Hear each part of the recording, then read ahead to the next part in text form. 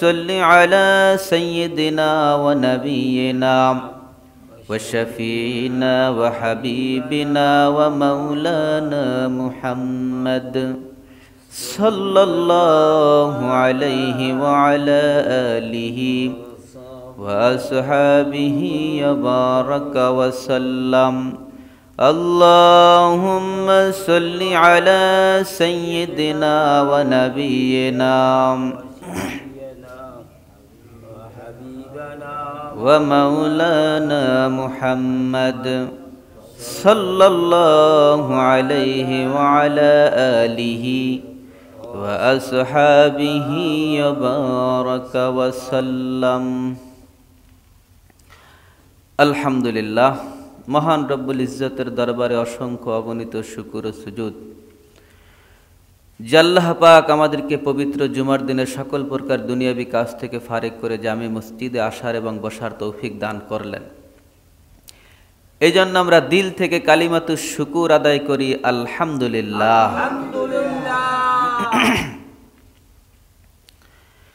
আল্লাহ রাব্বুল আলামিন আমাদেরকে অসংখ্য অগণিত নেয়ামতের ভিতরে ডুবায় রাখছেন। তার মধ্যে শ্রেষ্ঠ একটা নেয়ামত হলো আল্লাহ পাক আমাদেরকে ইসলামের মতন দৌলত দান করছেন।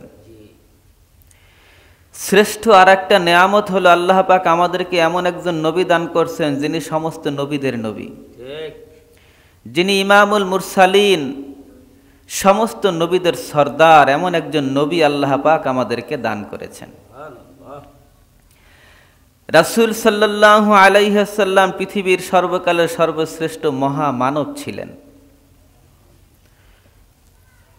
মহামানব হওয়ার পরেও দ্বীনের জন্য, দ্বীনের স্বার্থে আল্লাহর রাসূল তার জীবদ্দশায় অনেক কষ্ট মুজাহাদা স্বীকার করছেন দ্বীন প্রচার করতে গিয়া।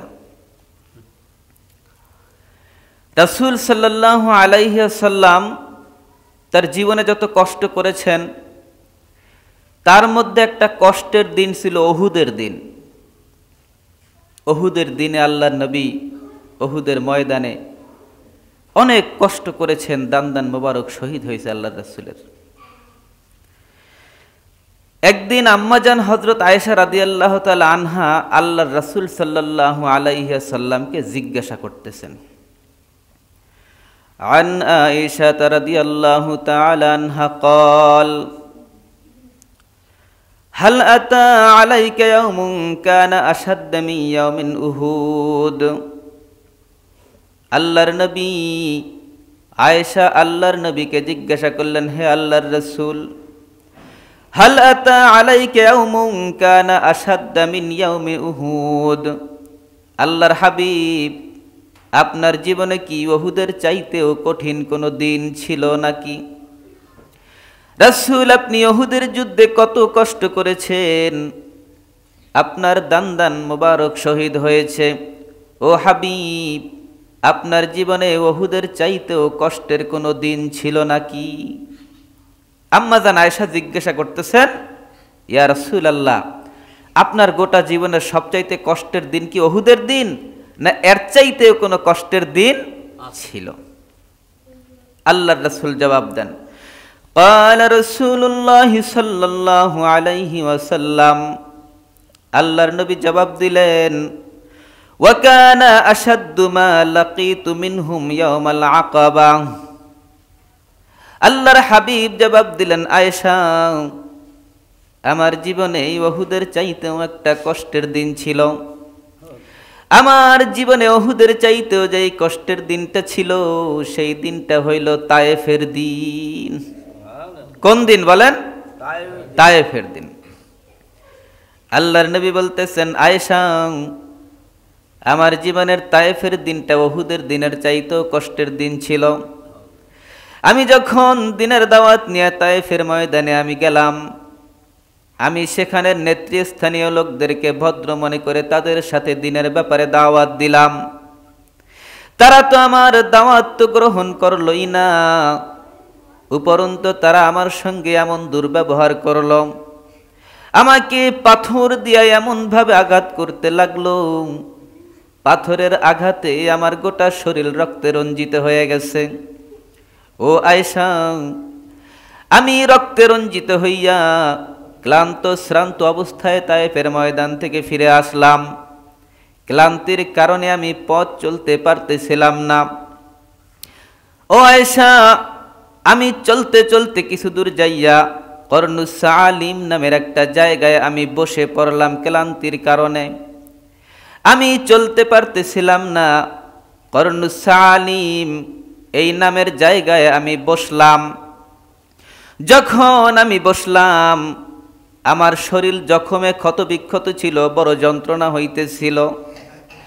আমার তো নজর ছিল একমাত্র মালিকের দিকে, দুনিয়ার কোনো মানুষের দিকে আমার নজর ছিল না। আমার মালিক তো উপরে থাকে। ও আয়েশা, ওই জায়গায় বইসা আমি আকাশের দিকে তাকাইলাম। ফাইদা আনা বিসসাহাবা, যখন আমি আকাশের দিকে তাকাইলাম দেখলাম এক খণ্ড মেঘ দেখা যায়। কদ আযাল্লাতনি, এক খণ্ড মেঘ আমাকে ছায়া দিতেছে। আল্লাহ নবী বলেন, আমি তায়েফের মানুষের আঘাতে কষ্টে জর্জরিত হইয়া ফিরে আসলাম ক্লান্তি নিয়ে। কর্নুস সালিম নামের জায়গায় আমি বসলাম। বসার পরে আমি আকাশের দিকে তাকাইলাম, তাকাইয়া দেখি এক খণ্ড মেঘ আমাকে ছায়া দিতেছে। এরপরে আল্লাহর হাবিব বলেন, ফানাযারতু ফাইদা ফিহা জিবরাইল, আমি ওই মেঘের দিকে আরো ভালো কইরা তাকাইলাম। আরো গভীর ভাবে যখন মেঘের দিকে তাকাইলাম, দেখলাম মেঘ আমাকে ছায়া দিতেছে, আর মেঘের মধ্যে হযরতে জিবরাইলকে দেখা যায়। ওই মেঘের মধ্য থেকে হযরতে জিবরাইল আমার দিকে তাকায় রইছে। আমিও জিবরাইলের দিকে তাকাইলাম। এইবার জিবরাইল জবান খুলল, আল্লাহর হাবিব, আপনি যে দাওয়াত নিয়ে তায়েফের ময়দানে গিয়েছিলেন, তায়েফবাসীদেরকে আপনি যে দিনের দাওয়াত দিয়েছিলেন, তারা যে আপনার দাওয়াত গ্রহণ করে নাই, তারা যে উল্টা আপনার সঙ্গে দুর্ব্যবহার করছে, আপনার মালিক, আমার মালিক সমস্ত ঘটনা সুন্দরভাবে সব কিছুই দেখেছেন। আল্লাহ সবকিছু দেখেন কিনা? আল্লাহু সামিউম বাসীর, তিনি সবকিছু শোনেন এবং সবকিছু দেখেন। কিতাবের মধ্যে, হাদিসের মধ্যে আসছে, গভীর অন্ধকার জঙ্গল, এই জঙ্গলের মধ্যে অন্ধকার রাতে কালো একটা পাথরের মধ্যে কালো একটা পিঁপড়াও যদি হাঁটে, আমার মালিক সেই পিঁপড়াটাকেও দেখে, সেই পিঁপড়ার হাঁটার শব্দ পর্যন্ত শুনতে পায়। আল্লাহ সবকিছু দেখেন কিনা? জিবরাইল বলতেছেন, হাবিব, ও আল্লাহর হাবিব, আপনি যে কষ্ট পেয়েছেন, আপনাকে যে আঘাতের পর আঘাত করে রঞ্জিত করেছে, আমার আল্লাহ সবকিছু দেখেছেন। আমার আল্লাহ আপনার কাছে পাহাড়ের ফেরেশতাদেরকে পাঠাইছেন। কারে পাঠাইছে? পাহাড়ের ফেরেশতা। পাহাড়ের ফেরেশতা আপনার কাছে পাঠাইছে। এমন সময় পাহাড়ের ফেরেশতা আল্লাহর হাবিবের সামনে হাজির। ইয়া রাসূলুল্লাহ, আমি আল্লাহর পক্ষ থেকে প্রেরিত হয়েছি। জালিকা ফিমা শিতা, আজকে আপনি আমাকে যেই নির্দেশ করবেন আমি সেই নির্দেশই পালন করব। সুবহানাল্লাহ। ও আল্লাহর হাবিব, আপনি আমাকে অনুমতি দেন, আমি হইলাম পাহাড়ের ফেরেশতা। তায়েফের দুই দিকের পাহাড়ে চাপা দিয়া তায়েফওয়ালাদেরকে ধুলার সঙ্গে মিশাইয়া দেই। যখন নাকি এই প্রস্তাব দিল, আল্লাহর হাবিব প্রতিশোধের কোনো ব্যবস্থা না নিয়ে আল্লাহর হাবিব জবাব দিলেন, ও ফেরেশতারা, আমি দাওয়াত নিয়ে তায়েফওয়ালাদের কাছে গেছিলাম, তারা দাওয়াত কবুল করে নাই, আমাকে মেরেছে। আমি প্রতিশোধ নেওয়ার জন্য পৃথিবীতে আসি নাই, আমি পৃথিবীতে এসেছি রহমত স্বরূপ। কি স্বরূপ? ওয়ামা আরসালনাকা ইল্লা রাহমাতাল লিল আলামিন। আমি প্রতিশোধ নিতে চাই না, তোমরা চলে যাও। ওরা ইসলাম গ্রহণ করে নাই, ওদের সন্তানেরা, ওদের নাতি পুতিরা, ওদের ভবিষ্যৎ প্রজন্ম, তারা কালিমার তাওহীদকে গ্রহণ করবে। যখন নাকি এই জবাব দিলেন, আল্লাহ পাক এত খুশি হইলেন যে এত মার খাওয়ার পরেও প্রতিশোধের কথা না বইলা ক্ষমার কথা বলল। ও জিবরাইল, আল্লাহ পাক জিবরাইলকে ডাক দিয়ে বলতেছেন, ও জিবরাইল, আমার হাবিব এত বড় ধৈর্যের পরিচয় দিল, আমাকে এত সন্তুষ্ট করলো, জিবরাইল আমি এর বিনিময়ে আমার হাবিবকে অবশ্যই দেব, শুধুমাত্র কথার মাধ্যমে নয়, আমি কাজের মাধ্যমে আমার হাবিবকে আজকের এই ধৈর্যের ফলাফল আমি দান করব। ও জিবরাইল, আমি আমার হাবিবকে এমন একটা পুরস্কার দান করব আজকের এই ঘটনার কারণে, এমন একটা পুরস্কার আমি আমার হাবিবকে দিব যা কোনো নবীদেরকেও আমি দেই নাই, কোনো আম্বিয়াদেরকেও আমি দেই নাই, কোনো অলিয়া উলিয়াদেরকেও আমি দেই নাই। এমন একটা নেয়ামত আমার হাবিবকে আমি দান করব। কি সেই নেয়ামত? সেই নেয়ামত হইল আমার হাবিবকে আমার বাড়িতে আমি দাওয়াত করে নিয়ে আসব। আকে আমদ নৌফলক মেরাজেয়ু আম্বিয়া ও আউলিয়া মোহতাজ হো। আমার হাবিবকে, আল্লাহর হাবিবকে, আপনার আমার নবীকে আল্লাহ রাব্বুল আলামিন এই তায়েফের ঘটনার কিছুদিন পরে মেরাজ দান করছেন। এমন এক মেরাজ, যেই মেরাজ আল্লাহ পাক কোন নবীদেরকেও কোনোদিন দান করেন নাই। আল্লাহর বাড়িতে তো দাওয়াত করে নিয়েছে, আর কোন নবীদেরকেও নেয় নাই। ও জিবরাইল, আয়োজন করো, আমার হাবিবকে আমার বাড়িতে বেড়াইতে নিয়ে আসবো। এর কয়েকদিন পরেই, হিজরতের 1 থেকে 1.5 বছর পূর্বের ঘটনা, এর কয়েকদিন পরেই আল্লাহর রাসূল মক্কায় তার ঘরের মধ্যে ঘুমায় রয়েছে। আল্লাহর নবী তো সারা রাত ঘুমাইতেন না, তিনি তো কিছু সময় ঘুমাইতেন, কিছু সময় সজাগ হয়ে আল্লাহর কদমে সেজদায় পড়ে যাইতেন। তো ঘুমাইতেছেন, আল্লাহর নবীর ঘুমটা ভেঙে গেল। আল্লাহর নবী চক্ষু খুললেন। চক্ষু খুললে মানুষ শুয়ে থাকলে নজর কোন দিকে যায়? উপরের দিকে। উপরের দিকে তাকাইয়া দেখে যে উপরের যেই ছাদ ছিল, যেই চাল ছিল, সেই চালটা ফাঁকা হয়ে গেছে। কি দেখে? চালটা ফাঁকা হয়ে গেছে। চাল কেন ফাঁকা হইল? আল্লাহর নবী চিন্তায় পড়ে গেলেন, কি ব্যাপার, চাল ফাঁকা কেন? এমন সময় আল্লাহর নবী দেখলেন ফানাজালা জিবরাইল, ওই চালের ফাঁকা দিয়ে কে প্রবেশ করতেছে? জিবরাইল। তো জিবরাইল তো আগেও আসছেন, কিন্তু চাল ফাঁকা কইরা কখনো আসেন নাই। দরজা দিয়ে আসছেন, অন্য জায়গা দিয়ে আসছেন, আজকে কেন চাল ফাঁকা করে আসলেন? আল্লাহর নবীকে বুঝাইলেন যে আজকের আশাটা ব্যতিক্রম একটা ঘটতে যাইতেছে। এটা বুঝানোর জন্য আজকে জিবরাইল আসছেন। কোথা থেকে? ফানাজালা জিবরাইল, উপরের চাল যেই ফাঁক হয়ে গেল, সেই ফাঁক দিয়ে চলে আসলো জিবরাইল। আল্লাহর হাবিবকে উঠাইলেন, আল্লাহর হাবিবকে বাইতুল্লাহর সামনে হাতিমে কাবার কাছে নিয়ে গেলেন।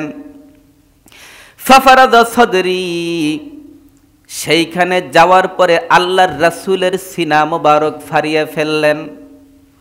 জিবরাইল আমিন মেরাজের রজনীতে ঘরের চাল ফাঁক করে ঘরের ভিতরে ঢুকলেন, আল্লাহর হাবিবকে নিয়ে হাতিমে কাবার কাছে গেলেন। এখন তো জিবরাইল আল্লাহর হাবিবকে নিয়ে একটা সফর করবেন, কোথায় বলেন? ঊর্ধ্ব জগতে। কোথায়? ঊর্ধ্ব জগতে যাওয়ার জন্য একটা শক্তি, একটা ক্ষমতা প্রয়োজন আছে না নাই? যে কোনো মানুষ সহ্য করতে পারবে না। আল্লাহর নবীকে আরো শক্তিশালী করবেন, সে যেন ঊর্ধ্ব জগতের ভ্রমণকে সহ্য করতে পারে। এই জন্য কি করলেন? হাতিবে কাবার কাছে নিয়া ফাফারাজা সদরি, তার কলিজাটাকে ছিঁড়ে ফেললেন। এইখান থেকে তার বুকটাকে ফাড়লেন। ফাড়ার পরে আল্লাহর হাবিবের কলিজা এবং এই জায়গায় যে জিনিসগুলা থাকে বের করে নিয়ে আসলেন। ফাগাসালা বিমা ইজামজাম, এইখান থেকে কলিজা বক্ষ বের করে আল্লাহর হাবিবের সেই জিনিসগুলাকে জমজমের পানি দ্বারা ধৌত করে দিলেন। কি করছে? জমজমের পানি দ্বারা ধুইছে, ময়লা সব শেষ, পরিষ্কার। এরপরে জিবরাইল আমিন স্বর্ণের একটা পেয়ালা, কিসের পেয়ালা? স্বর্ণের একটা পেয়ালায় করে ঈমান এবং তাকওয়া এই জিনিসগুলা নিয়ে আসলেন। আইসা এমনি তো ধুইয়া পরিষ্কার করছে, তারপরে ওর মধ্যে ঈমান এবং তাকওয়াকে আরো বেশি করে ভরপুর করে সেটিং করে আবার সার্জারি করে সুন্দর করে লাগাই দিলেন হযরতে জিবরাইল। পৃথিবীতে প্লাস্টিক সার্জারি, প্লাস্টিক এই যে সার্জারি করে যে কাটে, এইটা এখান থেকে রিসার্চ করে ডাক্তাররা বের করেছে যে এইটা করা সম্ভব, যেহেতু এটা কোরআনের মধ্যে আছে। সার্জারি করে যখন বক্ষ বিদীর্ণ হয়ে গেল, সিনা চাক যখন হয়ে গেল, তখন একটা বাহন নিয়ে আসছে। কি নিয়ে আসছে? বাহন। বাহনটা হলো ঘোড়ার চাইতে একটু ছোট, গাধার চাইতে একটু বড়, এরকম একটা বাহন নিয়ে আসছে। আসার পরে বলতেছেন যে হাবিব, আপনাকে নিয়ে এখন সফরে বের হব, আপনাকে সফরে যাওয়ার বাহন হলো এইটা, এই বাহনে উঠেন। তা আল্লাহ নবী যখন উঠতে গেছে, তো একটা বাহন, এটা সাদা রঙের, তো এটা নড়াচড়া করতেছে। অনেক সময় অনেক প্রাণী এমন থাকে, অনেক সময় অনেক ঘোড়ার পিঠে উঠতে গেলে উঠতে দিতে চায় না, এটাও নড়াচড়া করতেছে। তো জিব্রাইল ডাক দিয়ে বলল, হে বোরাক, এই বাহনটার নাম হলো বোরাক। বাহনটার নাম কি বলেন? বোরাক। বরকুন থেকে, বরকুন অর্থ হলো বিদ্যুৎ, এটা বিদ্যুতের গতিতে চলে, এজন্য এটার নাম হইল বোরাক।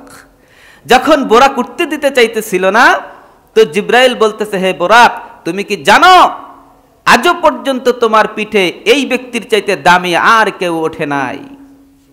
এই কথা যখন বলছে, তো বোরাক ভয়তে, বোরাকের সমস্ত শরীর ঘামায় গেছে, ঘর্মাক্ত হয়ে গেছে, যেমন একজন দামি ব্যক্তিকে আজকে আমার পিঠে উঠাবো। বোরাক শান্ত হয়ে গেছে। আল্লাহর রাসূল বোরাকের পিঠে উঠা বসলেন। বসার পরে বোরাক চলা শুরু করলো। বোরাকের গতি ছিল চোখের দৃষ্টি সীমা পর্যন্ত। কোন পর্যন্ত বলেন? চোখের দৃষ্টি যত দূর যায়, ও এক লাফে তত দূর যায়। কি করলেন? ওইখান থেকে সফর শুরু করলেন। কোথায়? আল্লাহ পাক বলতেছেন, সুবহানাল্লাযী আসরা বিআবদিহি লাইলাম মিনাল মাসজিদিল হারামি ইলাল মাসজিদিল আকসা। আল্লাহ বলতেছেন, আমার হাবিবকে আমি রাত্রিকালে ভ্রমণ করাইলাম মসজিদুল হারামি ইলাল মসজিদুল আকসা, মসজিদে হারাম থেকে মসজিদে আকসা পর্যন্ত। আল্লাযী বারাকনা হাওলা, যেই মসজিদে আকসার চতুর্দিকে আমি বরকত রেখেছি। আল্লাহ বলতেছেন, মসজিদে আকসার চতুর্দিকে আমি কি রেখেছি? বরকত রেখেছি। লিনুরিয়াহু মিন আয়াতিনা, যাতে করে আমি আমার নিদর্শন আমার প্রিয় হাবিবকে আমি দেখাইতে পারি। এক বর্ণনায় আসছে, যখন নাকি বাইতুল মুকাদ্দাসে আল্লাহর নবী গেলেন, যাওয়ার পরে যখন বাইতুল মুকাদ্দাসে ঢুকলেন, আল্লাহর হাবিব ঢোকার পরে দেখে সমস্ত বাইতুল মুকাদ্দাস মুসল্লি দিয়ে ভরপুর। আল্লাহর হাবিব চিন্তা করলেন, এত গভীর রাইতে এত বড় মসজিদ মুসল্লিতে ভরপুর কোথা থেকে আসলো? আল্লাহর হাবিব যখন লক্ষ্য করলেন, দেখলেন এই মসজিদের মুসল্লি আর কেউ নয়, হযরতে আদম নবী থেকে আল্লাহর রাসূল পর্যন্ত পৃথিবীর বুকে যত নবী রাসূল আগমন করেছিলেন, সমস্ত নবীরা বাইতুল মুকাদ্দাসে হাজির। সমস্ত নবীরা উপস্থিত। এখন সমস্ত নবীদেরকে নিয়ে আল্লাহর রাসূল বাইতুল মুকাদ্দাসে 2 রাকাত নামাজ আদায় করলেন। আল্লাহর রাসূল হইলেন ইমাম, আর সমস্ত নবীরা হইলেন মুক্তাদি। যখন নাকি নামাজ পড়া শেষ হয়ে গেল, আল্লাহর হাবিব বাইতুল মুকাদ্দাস থেকে বের হইলেন। যখন নাকি সফর শুরু হয়, সফরের মাঝে মাঝে একটু টিফিন করা লাগে কি লাগে না? আল্লাহর হাবিব সফরে বের হইছেন, ঊর্ধ্ব জগতের সফর, সঙ্গে সফর সঙ্গী হইলেন হযরতে জিবরাইল। হযরতে জিবরাইল যখন নাকি আল্লাহর হাবিব বাইতুল মুকাদ্দাস থেকে বের হইলেন, আল্লাহর নবীর সামনে একটা মেহমানদারির প্লেট নিয়ে আসলেন। এই প্লেটের মধ্যে 2 ধরনের খাদ্য সাজানো, একটা পাত্রের মধ্যে মদ, আর একটা পাত্রের মধ্যে হইল দুধ। কয়টা পাত্র আনছে? একটা পাত্রে মদ আর একটা পাত্রে দুধ। আল্লাহর নবীর সামনে এই সামনে ধরছে। আল্লাহর নবীর যেটা খুশি নিতে পারে। রাসূল সাল্লাল্লাহু আলাইহি ওয়াসাল্লাম মদের পাত্রটা নিলেন না, দুধের পাত্রটা নিলেন। কি নিলেন? দুধের পাত্র নিয়ে পান করলেন। জিবরাইল বললেন, আপনি উত্তম জিনিস গ্রহণ করেছেন, যদি আপনি মদ গ্রহণ করতেন তো আপনার সমস্ত উম্মত ধ্বংস হয়ে যাইত। আল্লাহর হাবিব দুধ পান করলেন। দুধ পান করার পরে এইবার ঊর্ধ্ব জগতের সফরের পালা। হযরতে জিবরাইলের সঙ্গে আল্লাহর রাসূল ঊর্ধ্ব জগতে সফর শুরু করলেন। পথ চলতে চলতে প্রথম আসমানের কিনারে চইলা গেছেন। কোন জায়গায় গেছে? প্রথম আসমানে। প্রথম আসমানে যাওয়ার পরে রাসূল সাল্লাল্লাহু আলাইহি ওয়াসাল্লাম আর জিবরাইল প্রথম আসমানের কাছে যাইয়া, আসমান এত সহজ জিনিস না, একেবারে ফাঁকা ময়দান না, এটার গেট আছে। আসমানের কি আছে বলেন? গেটের সামনে গেছে। গেটের সামনে গিয়ে জিবরাইল বলতেছে, দারোয়ানের নাম হইলে ইসমাইল। গেটের দারোয়ানের নাম কি? ইসমাইল। ডাক দিয়ে বলতেছে দারোয়ানকে, ভাই দরজা খুলো। তো দারোয়ান বলতেছে, আপনি কে? বলে যে আমি জিবরাইল। আপনার সাথে কে? বলে যে রাহমাতুল লিল আলামিন হযরতে মুহাম্মদ সাল্লাল্লাহু আলাইহি ওয়াসাল্লাম। ইসমাইল ফেরেশতা ডাক দিয়ে বললেন, আপনি জিবরাইল, আপনার সঙ্গে সর্বশ্রেষ্ঠ নবী, আপনি যে তাকে নিয়ে আসলেন রবের পক্ষ থেকে আনার অনুমতি ছিল নাকি? দেখেন আল্লাহর হাবিবকে নিয়ে সবচাইতে বড় ফেরেশতা আসমানে গেছে, তারপরে প্রশ্ন উত্তরের পরে দরজা খোলে। এত সহজ নয়, আকাশের দরজা খোলা কিন্তু এত সহজ নয়। যখন জিজ্ঞাসা করলেন, আপনি যে রাহমাতুল লিল আলামিনকে নিয়ে আসছেন, আল্লাহর অনুমতি আছে নাকি? জিবরাইল বলে যে হ্যাঁ, আল্লাহ আমাকে রাহমাতুল লিল আলামিনকে নেওয়ার জন্যই জমিনে পাঠাইছেন। এই কথা বলার পরে দরজা খুলছে। যখন দরজা খুলছে, গেট খোলার পরে আল্লাহর রাসূল প্রথম আকাশে উঠলেন। ওঠার পরে সেইখানে একজন ব্যক্তির সঙ্গে আল্লাহর হাবিবের দেখা। আল্লাহর হাবিব জিবরাইলকে জিজ্ঞাসা করলেন, জিবরাইল এই ব্যক্তি কে? জিবরাইল বললেন, হুজুর ইনি হইলেন আপনার পিতা হযরতে আদম আলাইহিস সালাম। আল্লাহর হাবিব যখন আদম আলাইহিস সালামের পরিচয় পাইলেন, সালাম দিলেন, সালামের জবাব দিলেন হযরতে আদম। আল্লাহর নবীর জন্য আল্লাহর নবীকে প্রথমে মারহাবা দিলেন, তারপরে আল্লাহর নবীর জন্য কল্যাণের দোয়া করলেন। আল্লাহর রাসূল একটা জিনিস লক্ষ্য করলেন, আদমের দুই পাশে অসংখ্য অগণিত মানুষ দেখা যায়। ডান পাশেও অনেক মানুষ, বাম পাশেও অনেক মানুষ। আদম কিন্তু সোজা বৈশা রয় নাই, একবার ডান দিকে তাকায় আর একবার বাম দিকের মানুষের দিকে তাকায়। যখন নাকি ডান দিকের মানুষের দিকে তাকায় হযরতে আদম হাসে, আর যখন বাম দিকের মানুষের দিকে তাকায় হযরতে আদম কান্না করে। আল্লাহ নবী জিজ্ঞাসা করলেন, ঘটনা কি? দুই পাশে মানুষ একদিকে তাকায়া হাসে, একদিকে তাকায়া কাঁদে। জিবরাইল বললেন, হুজুর এ হলো আদি পিতা আদম, আর তার ডান পাশে তাদেরকে দেখতেছেন তারা হলো আসহাবুল ইয়ামিন, অর্থাৎ এরা হলো আদম আলাইহিস সালামের ওই সমস্ত সন্তানেরা যারা জান্নাতি। ডান পাশে কারা বলেন? জান্নাতি। আর বাম পাশে হলো জাহান্নামীরা। এই জন্য ডান দিকে যখন তাকায় জান্নাতীদেরকে দেখলে তার আনন্দে বুকটা ভরে যায়, আমার জান্নাতি সন্তানেরা, এই জন্য আনন্দ উচ্ছ্বাসিত হয়। আর যখন বাম দিকে তাকায় তো জাহান্নামী সন্তানদেরকে দেখা আদম আলাইহিস সালাম কান্নায় ভেঙে পড়েন। আল্লাহর রাসূল বিদায় নিলেন হযরতে আদম থেকে। বিদায় নিয়ে দ্বিতীয় আসমানের দিকে সফর শুরু করলেন হযরতে রাসূলুল্লাহ সাল্লাল্লাহু আলাইহি ওয়াসাল্লাম। আল্লাহর রাসূল আবার যখন দ্বিতীয় আসমানের দিকে রওনা করলেন, প্রথম আসমান, জমিন থেকে প্রথম আসমান পর্যন্ত যতখানি জায়গা, প্রথম আসমানটা শুধু পুরো হইল তার ডাবল। বুঝছেন? জমিন থেকে আসমান পর্যন্ত যত জায়গা, প্রথম আসমানটা শুধু পুরো হলো তার ডাবল। আর প্রথম আসমান থেকে দ্বিতীয় আসমানটা আবার প্রথম আসমান যতখানি পুরো তার ডাবল। দ্বিতীয় আসমান আবার প্রথম আসমান থেকে দ্বিতীয় আসমান মধ্যে যত ফাঁকা তার ডাবল হইল পুরো। তাহলে কত পুরো এবং কত জায়গা। চলে গেলেন আল্লাহর রাসূল দ্বিতীয় আকাশে। আবার সে একই প্রশ্ন। জিবরাইল বলতেছেন, দরজা খুলে দাও। দারোয়ান বলতেছেন, কাকে নিয়ে আসছো? বলে মুহাম্মদকে নিয়ে আসছি। বলতেছে, অনুমতি আছে নাকি? বলে যে হ্যাঁ অনুমতি আছে। এরপরে দরজা খুলে দিল। আল্লাহর রাসূল যখন দ্বিতীয় আসমানে উঠলেন, ওই জায়গায় উইঠা দুইজন ব্যক্তির সঙ্গে দেখা হইলেন। এমন দুইজন ব্যক্তি যারা একজন আরেকজনের সঙ্গে আত্মীয়তার সম্পর্ক হইল খালাতো ভাই। কি সম্পর্ক? দুই খালাতো ভাইয়ের সাথে দেখা। একজন হলো হযরতে ঈসা আলাইহিস সালাম, আর একজন হইল ইয়াহইয়া আলাইহিস সালাম। সেখানেও তাদের সাথে পরিচয় হইল, সালাম বিনিময় হইল, কথাবার্তা হইল।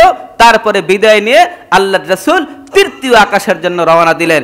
তৃতীয় আকাশে যাওয়ার পরে আল্লাহর রাসূলের সঙ্গে এমন একজন ব্যক্তির সঙ্গে দেখা হইল, যার চেহারার দিকে তাকায়া আল্লাহর রাসূল মানে আশ্চর্য হয়ে গেলেন। আল্লাহর হাবিব তৃতীয় আকাশে উঠা একজন ব্যক্তির দিকে তাকাইছেন। দেখেন একজন ব্যক্তি, সেই ব্যক্তি এমন একজন ব্যক্তি, যেই ব্যক্তিকে গোটা পৃথিবীতে আল্লাহ পাক যত সৌন্দর্য দান করেছেন, সমস্ত সৌন্দর্যের অর্ধেক সৌন্দর্য এক ব্যক্তিকে দান করেছিলেন। তার নাম হলো হযরতে ইউসুফ আলাইহিস সালাম। বাকি অর্ধেক সৌন্দর্য তামাম দুনিয়া মানুষের জন্য পাগল হয়ে আত্মহত্যা করে কি করে না? তাহলে যেই একজন ব্যক্তিকে অর্ধেক সৌন্দর্য দিয়েছিলেন, তিনি কেমন সুন্দর। আল্লাহর নবীর সঙ্গে যখন ইউসুফের সাক্ষাৎ হইল, আল্লাহর নবী ইউসুফ আলাইহিস সালামের সঙ্গে কথাবার্তা বললেন, বিদায় নিয়ে চলে গেলেন চতুর্থ আসমানে। চতুর্থ আসমানে হযরতে ইদ্রিস আলাইহিস সালামের সঙ্গে সাক্ষাৎ হইল। চতুর্থ আসমান থেকে বিদায় নিয়া আল্লাহর রাসূল চলে গেলেন পঞ্চম আকাশে। পঞ্চম আকাশে হযরতে হারুন আলাইহিস সালামের সঙ্গে সাক্ষাৎ হইল। পঞ্চম আকাশ থেকে বিদায় নিয়ে চলে গেল ষষ্ঠ আকাশে। ষষ্ঠ আকাশে দেখা হইল হযরতে মূসা আলাইহিস সালাম। কার সাথে? মূসা আলাইহিস সালামের সাথে। ষষ্ঠ আকাশে মূসা নবীর সাথে দেখা। ষষ্ঠ আকাশে তার সাথে কথাবার্তা বলে বিদায় নিয়ে চলে গেলেন সপ্ত আকাশে। কোন জায়গায় গেছে? সপ্ত আকাশ। সপ্ত আকাশে যাওয়ার পরে আল্লাহর রাসূলের সঙ্গে সাক্ষাৎ হইলেন খলিলুল্লাহর সাথে, হযরতে ইব্রাহিম আলাইহিস সালাম। সপ্তম আকাশে কার সাথে দেখা হয়েছে? ইব্রাহিম আলাইহিস সালামের সাথে। আল্লাহর হাবিবের সঙ্গে যখন ইব্রাহিমের সঙ্গে দেখা হইল, গুরুত্বপূর্ণ কয়েকটি কথা একটু খেয়াল করবেন। সেইখানে দেখে একটা ঘরের সঙ্গে হেলান দিয়ে বৈশা রয়েছে হযরতে ইব্রাহিম আলাইহিস সালাম। যেই ঘরের সঙ্গে হযরতে ইব্রাহিম ঢেলান দিয়ে বৈশা রয়েছে, এই ঘরটার নাম হইল বাইতুল মামুর। এই ঘরটার নাম কি? দুনিয়ায় একটা কাবা ঘর আছে না নাই? এটা হলো আমাদের কিবলা। এটা আমাদের কি? দুনিয়ার মধ্যে যেমন একটা কাবা ঘর আছে, আকাশের মধ্যেও একটা কাবা ঘর আছে। দুনিয়ার কাবা ঘরের নাম হইল বাইতুল্লাহ, আর আকাশের কাবা ঘরের নাম হইল বাইতুল মামুর। হযরত ইব্রাহিম আলাইহিস সালাম দুনিয়ায় কাবা ঘর প্রতিষ্ঠিত করেছিলেন দ্বিতীয়বার, মনে আছে? আল্লাহ পাক বললেন, ইব্রাহিম তুই দুনিয়ায় কাবা ঘরের মোতাল্লি ছিলি, যা তোরে আমি পরকালেও আকাশের কাবা ঘরের মোতাওয়াল্লি বানায় দিলাম। বাইতুল মামুরে ডেলান দিয়া বৈশা আছে হযরত ইব্রাহিম। আর চতুর্দিকে অনেক ছোট ছোট শিশু বাচ্চাদেরকে দেখতে পাইলেন আল্লাহর রাসূল। আল্লাহর রাসূল জিবরাইলকে জিজ্ঞাসা করলেন, জিবরাইল এই বাচ্চারা কারা?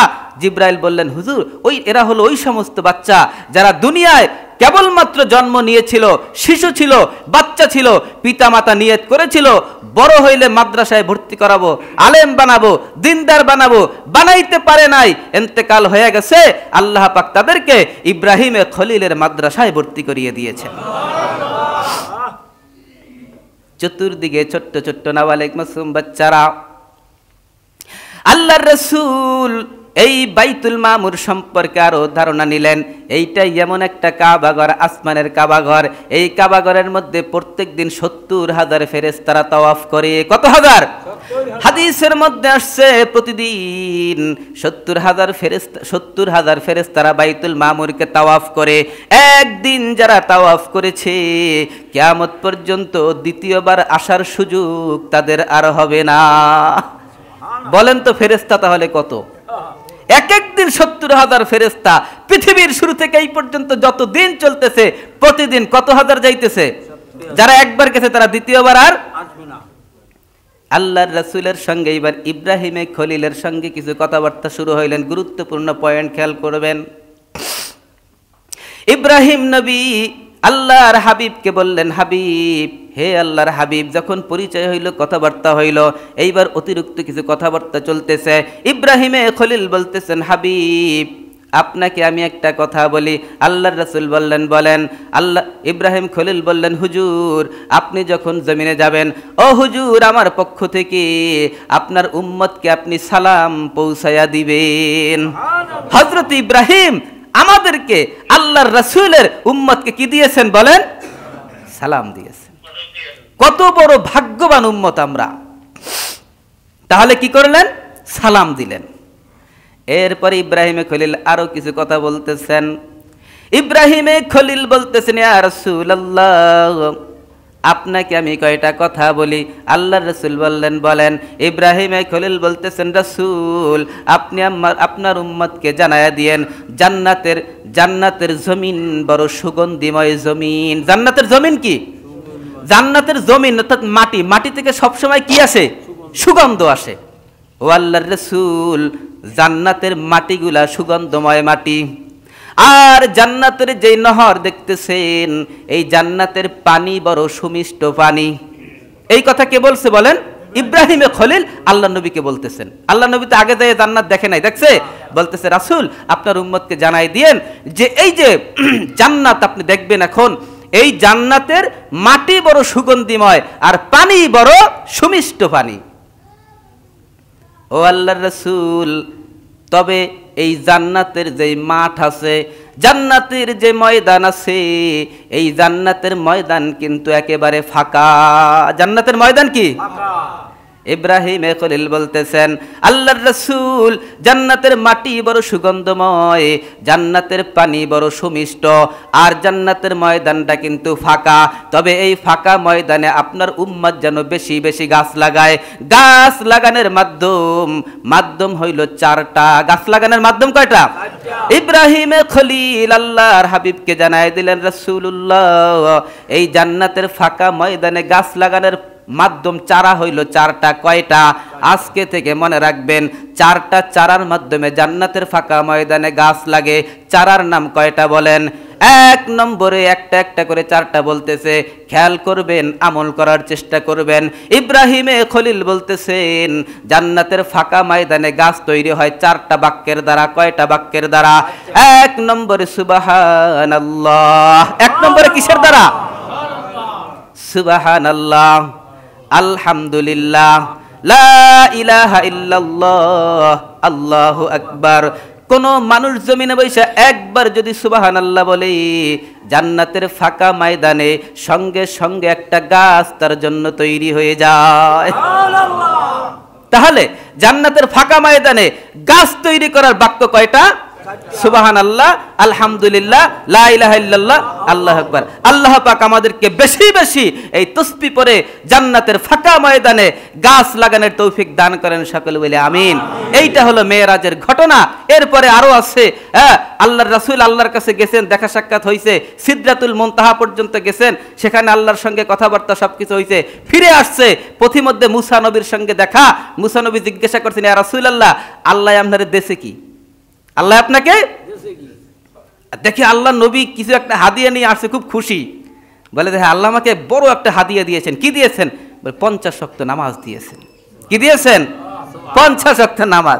তা মুসা আলাইহিস সালাম, সে তো আবার এই পৃথিবীর বুকে যত উম্মত ছিল সবচাইতে বেকাতারা উম্মত ছিল ইহুদিরা। কারা বলেন? বনি ইসরাইল। এই বনি ইসরাইলকে নিয়ে চলছে মুসা নবী। তিনি ভালো করে জানে যে মানুষ কত ভয়ঙ্কর জিনিস।